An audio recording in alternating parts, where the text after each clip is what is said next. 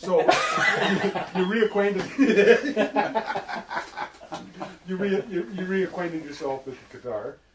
Yeah. In the mid-90s. Yeah, in the mid-90s, because our kids were starting to move out, and I was starting to think, look for things to do, some different things, and I thought, geez, I used to really enjoy playing guitar. No kidding. Yeah, and but why did I? And so I thought, well, I'll start trying to get back into it, right? And so I would take it out, and I would get really enthused for 3 or 4 weeks, and then we'd go back in the closet, for 3 or 4 months. And so finally, after a couple of years of this, I decided what I needed was some kind of project to work towards. So I started recording caffeinated coffee, or what would become caffeinated coffee, and it was really just to try and get a project that I could, some kind of goal to work towards, and with the idea of being able to send it out to folk clubs, and try and start getting back into performing in that. And it just kind of got the ball rolling again. I will say that it almost never got completed. It took us forever to record it because I was so picky about trying to get the perfect take, and I had no idea what the goal was to record it and then take it to Rob Bryant, my friend Rob.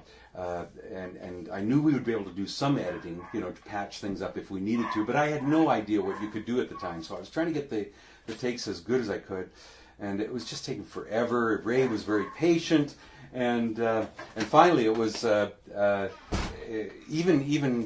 wasn't until I actually got Steve involved doing the artwork that I was finally at the point where I was so committed, because now I had all these people involved, right, having helped me out and everything. That's the turning point. Well, I gotta do it now. I Yeah. I might want to bail, but I can't now. There's just too many people. So so we finally got it out the door, and like I say, that kind of got the ball rolling. Got me back into performing a bit, and things just built, over the last 10 years. Well, I remember at the Did time Did your interest in music change? Did it shift? Did you get into playing other things? Well, when I got back into it, there was a couple of things I decided to do this time, and that was that first of all, I was going to do things on my own terms. So, unlike in the mid-'70s when I was scrambling just to make money, Gail never married. We had Jonathan, our youngest boy, at that time, and so you had to just take whatever came along. And I decided, no, this time I've got the luxury of just being able to say, this is what I want to do. So I didn't want to play loungers or bars or anything like that. I was going to just play for sit-down crowds that were interested in listening to the music. And I was going to stay focused on the instrumental guitar, because I was mentioning before that in the late 70s I just felt like it was just like I was all over the map, and there was I didn't have any sense of direction for what I was trying to do. So I decided that I was going to focus on the instrumental fingerstyle guitar, and essentially that would be the path, Mm-hmm. And if people didn't want to listen to that, that's fine. I'd find other people that would be interested in listening to it, But you did find a lot of people that were interested Yeah, in that. yeah. Moving to the world stage, right? I mean, Well, yeah. You're now a world-renowned fingerstyle guitarist. Well, yeah, I've been lucky to have gotten out to to do some things, and so your profile sort of gets raised a bit, when you get involved in some of the things that I've been able to do. So that all helps, The thing is, the fingerstyle guitar world is really is a niche market, Sure. Mm-hmm. and I kind of knew that when I was getting back into it, Yeah. So very early on, as I sort of confirmed that belief that it is that, it didn't really bother me, because I didn't have big expectations,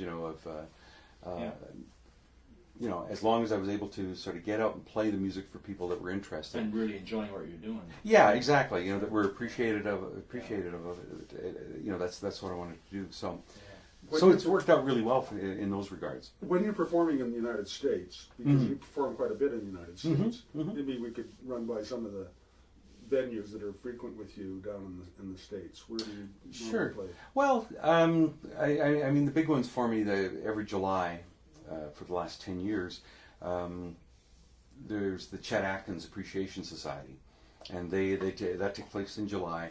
It's been going for 25 years, I think, or something now. But I've been playing there for the last 10 years, and that's 4 days of guitarists from all over the world, come in, and the weekend is sort of a tribute to Chet, because everybody knows of Chet as the country guitarist, but what they don't know is the support that he gave to jazz and classical and all these things.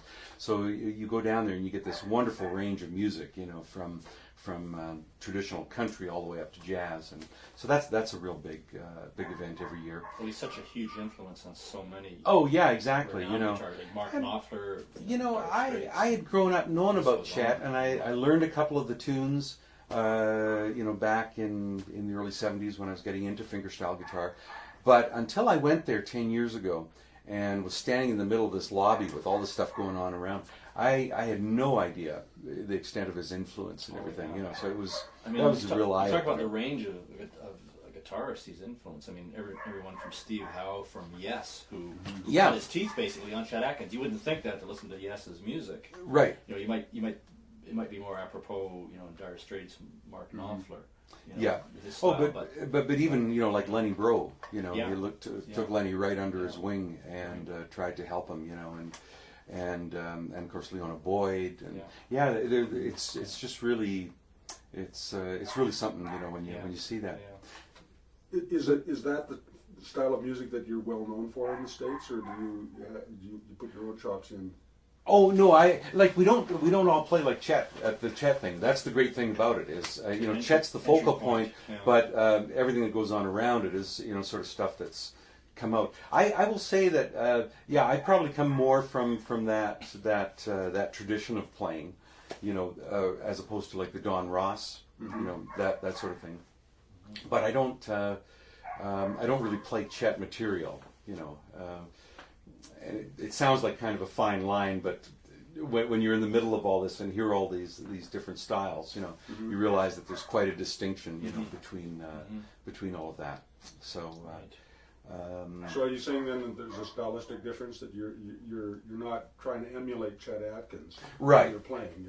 There's a connection, but it's not apparent. That's yeah. Is there a difference when you're playing in Japan? What sort of music do they like? Well, when I went to Japan and Taiwan, I just played my music, the stuff that I normally play. Because that's what they're interested in here. They want to hear something different. They've got lots of guitar players over there that some amazing that they're using. Yeah, oh yeah, absolutely. And so no, when I go there, I play my regular stuff because. For them, that's going to be more exotic than me going over and I do material I'm quite in love with some of the Japanese guitarists, and I do material by several of them, but there's no point in me playing it over there, because they've got they the have real a way thing. of getting extremely passionate and devoted to particular styles over in Japan, because I know there's a Django. The Django aficionados. And bluegrass is who are huge. like fanatical about actually handicapping their fingers, so that Yeah. similar I hope they're doing it with rubber bands as opposed to blow torches. Yeah. You never know though. The level of commitment, I just can't get those augmented chords anymore. Yeah. So you've built up a following in Japan. Modest. In that there's a distributor over there who orders my CDs and in larger quantities than distributors over here order them, and he sells them all. So that's good. Sure. Yeah. Have you been over there more than once? No, just the one time. Just the one time. Yeah. I was in Japan last year in 2009, and in Taiwan back in 2005. Yeah. Any plans in the future to? I'd like to go back. I'd like to go back. And there's a possibility of going to Taiwan. At the moment, but it's they're all kind of Have you been to the other side of the pond? Have you been to Europe? Well, I've been over to Britain, and not really to tour. I played a few things while we were over there, but not a real tour.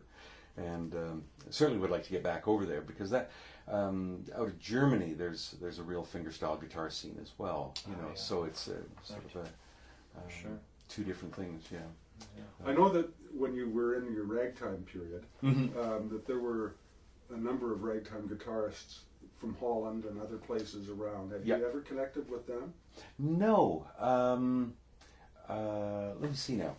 That was on the Kicking Mule albums, and myself and Jim McLennan, who was from Edmonton at the time, we were included on 2 anthologies, and they also included, like you said, folks from Britain and Europe and the States. And Duck Baker. I guess Duck Baker's the only one that I've actually run into, actually met doing that. But it's really interesting. Those albums were done back in '75 or '76. And what was really interesting is, especially with YouTube coming out, the number of people that actually come up to me and say, I remember I've got the Entertainer, and I've got Novelty Ragtime Guitar Solos, the other one, and I remember this. And there's a guy from Japan who actually recorded my arrangement of I did a Scott Joplin medley on one of the albums, and he's up on YouTube with it, right? I stumbled across it a couple of years ago, so it's really weird seeing that part of your life that basically you figured it was lost in the dust back there,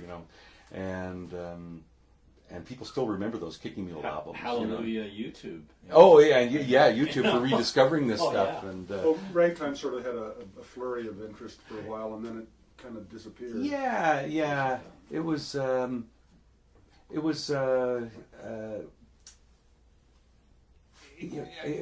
of there was the Sting, right? The movie, and that kind of just everything exploded. But at the same time, it was before the Sting came out. The way we got involved in it here was there was a woman, Betty, what was her name? Betty Ann Saunders, I think. She had come up and she was hanging out down with Folk Guild, and before she left, she gave us 2 of the Joshua Rifkin had recorded Scott Joplin's pieces for Non Such Records, and she left 2 of the albums. She says, "Give this to the guitar players, see what they want to do," because some guys in the States, Dave Lyman, Eric Schoenberg, had started doing some of this stuff. And so, this is kind of cool. So we started playing around with it, and we started doing it. And all of a sudden, you realize, wow, there's guys over here doing it. There's guys over there doing it, and it was one of those organic things that it just seemed to swell up. And then the Sting came out, and everybody got really excited about ragtime music, and it really took off, for a few years there. Your last recording, what's it called? Dr. Bob's. Dr. Bob's. That sort of delves more back into older style. Some of the stuff, I do Maple Leaf Rag and some of that, some of the classic ragtime, and I quit playing it back then because it was nuts. It was just I began to feel it wasn't translating from the piano onto the guitar, that it was just getting so complicated to play on the guitar that the spirit and life that you had on the piano just didn't seem to be translating, right?